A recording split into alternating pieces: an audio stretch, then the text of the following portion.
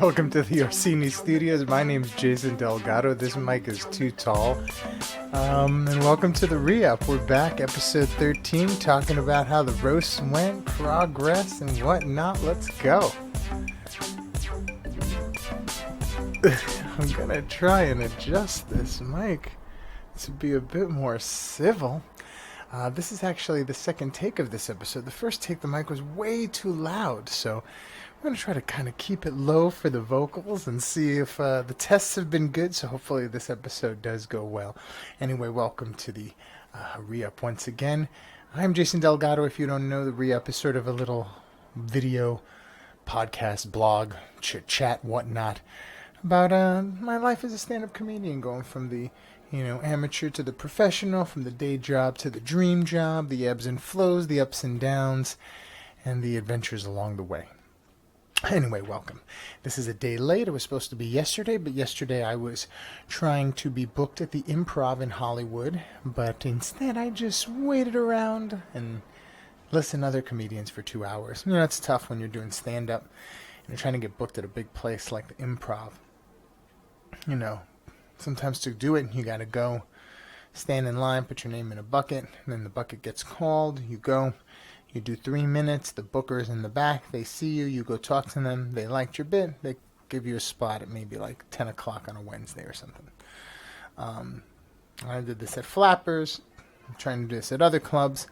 And the Improv is the next step, because that's a big club, and why not go for the big dog, right? So we did go. And we did not get called, but, always watching other comedians, I always learn. I always learn. I could see, I like to say, see the stitching. You can go, I see what you're doing. I like that. I wouldn't have done like that. Somebody did a Puerto Rican joke, which I thought was all right. I thought it was funny, but I thought, like, man, it's not a really big laugh. So keep that in mind. I got a couple more Puerto Rican jokes. The heritage. But no, it was great. He ran the mic and got a run the mic is when you're only supposed to get 3 minutes, and if you go over, you're supposed to go, and they just turn the music on them. But he gave it a shot. It was cool. But yeah, no, it was fun. We went, and you always learn with a fellow comedian, talking about our bits, the writing process, and stuff like that. But the real meat and potatoes of this week. Oh, and a quick little brief announcement, little dream come true moment for me as far as getting booked is concerned. I've been booked at the biggest comedy club in the world. And yeah, that's right. This will be a little ad that'll show on the screen. Jason Delgado will be performing at the world famous Comedy Store on Sunset Saturday night, 10 p.m. Let's go. Gotta get a lot of people to go though. I want to get a big showing.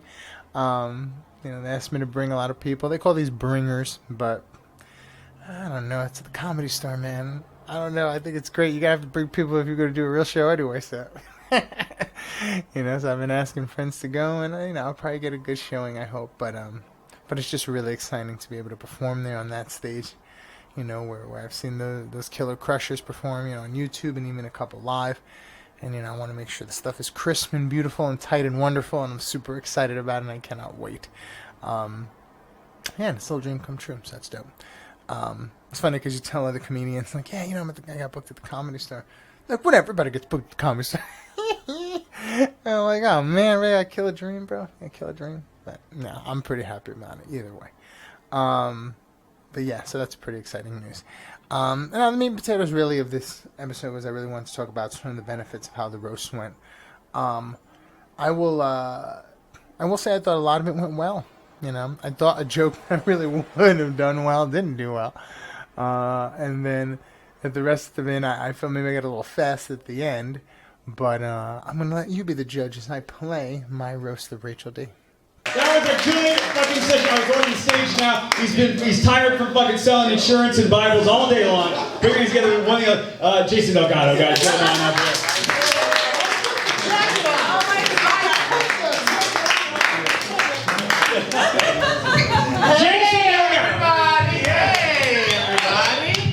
Thank you so much. 2 minutes, we'll try to get through this. Rachel D holding on to you tighter than a Catholic priest, right? Not gonna let it go. Let me tell you, the first time I ran into Rachel D, It was, we were at a, and I like to use her full name. That's funny, she's not a Rachel, it's Rachel D. We're at a Mother's Day show. Remember this? And I was, she was hosting, I was in the show, and I was there with my mom, and I saw her across the room. I was like super intimidated by her, you know, like she just had this look, she had this like tight shirt on, this like short, like leopard skirt, and I was like, I wanted to go talk to her, and I was like, but man, I don't know if I have enough meth. Strung out Megan Fox over here. I mean, he's like a dealer first of all. I'm gonna look at someone and go, they watch too much Kardashians. I don't really want to. Looked at my mom. She's like,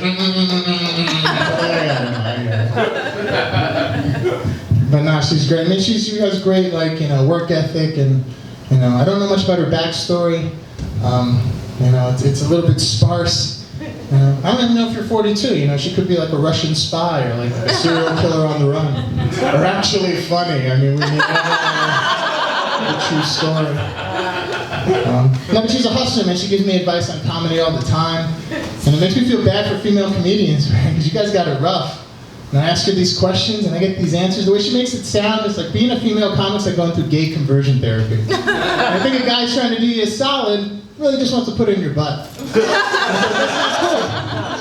It's not cool. No, because I'll ask her, I'll be like, you know, what do you think the hardest part about being a comic is? Like swatting away all that unwanted dick. And I was like, yeah, put the mace down, I don't need that. But real quick, that's when I did ask her once for advice on how to write a better joke. She said, stop trying to fuck me. Haven't written a better joke since, though. My name's Jason Delgado. You guys are the best. Thanks, sir. Very good stuff there. All right, that kind of justifies the outfit, I have to say. What I didn't like about it was the jokes that I wanted to work worked. And a couple of jokes got a laugh, but I feel like, looking back, I would have dumped it. Would have dumped the Kardashian. I would have not owed at the end of the set itself. I felt that diminished the people getting the joke. But everything else I liked. Yeah. Oh, and I was really surprised. The Catholic priest. Whatever. But you do what you gotta do. These are the bumps. But yeah, I thought it went really well. I was the only one who wore a suit, so you know, too many YouTube videos. They all wore suits in the row, so why not? But yeah, I could have been meaner. I feel like a lot of people were meaner, but I don't know. It's not my style. It's interesting. A lot of what I learned about it was, you know, I wanted to take. I had one joke. I had, you know, like you look like Megan Fox on meth, and that sounds kind of meh. Even though I go meth, like it feels sort of forced. You know, my power versus force thing. This one's kind of live on its own. And so I was like, well, it'd be funny if I just tell the real story of how we actually met. But then what you think will be my sort of, you know, awe of her beauty turned out to be, a little twist. Anyway. And then the other ones, you know, I thought came out good. You know, do what you gotta do. But, I love the learning process of how I would write a joke, how I'm going to write a joke for me to tell about someone else. Because when I'm writing jokes about myself, it's how do I express myself. But it's almost like I have to do like a third person, like a personality, like how I would want myself to roast the person. And I like that, you know, where I'm sort of like, you know, the jokes are sort of a little mystery twisty at the end, or some of them have a little bit of like, you know, just straight up like act outs. I just like that it allowed me to examine how I do my jokes and how I do things as far as presenting myself, how I present myself as a comedian, doing the stage stuff and the jokes. And it also allowed me to go back and see, I could do stuff with other jokes, with more act outs or more this or more that, or express it in this way. And so it was a really great process. And I really, really learned a lot. I learned a lot about myself. I learned a lot about comedy. I learned a lot about, you know, how other comedians do this, because I see how other comedians do things, you know. And my one buddy, Crush, you know what I mean, has so many great jokes. But his comedy style is that he just kind of goes line, line, line. One-liners, but he kind of does these little dirty things. But he's great. And he has that sort of thing down. And I feel like his personality and his style of normal comedy works so well for that it's just a layup. And it's not a layup. You still got to write good jokes. But, like, it's more along that line. Where I'm like, I'm not mean as a human or as a comedian. So I need to find my sort of angle at it. I thought it was interesting to be more of the, like, like you're a kid. You're like, I bet she loves meth. Yeah, this is what you do. But yeah, learning that was a really, really fun experience. And yeah,